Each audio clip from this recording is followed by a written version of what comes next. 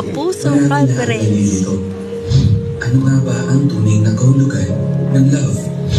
Kailan ba dapat nagsisex? At kailangan pa ba talaga ng dating?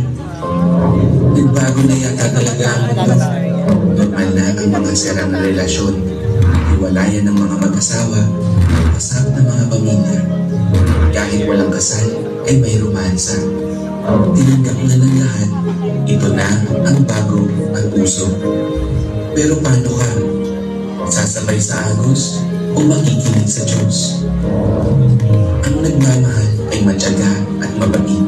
Hindi siloso, maangas o mayabang. Hindi bastos, makasarili o madaling mairita. Pag nagmamahal ka, hindi nagbibilang ng mali ng iba. Pag nagmamahal ka, hindi ka masaya pag may gumagawa ng masama. Masaya ka pag pinapagilan ang totoo.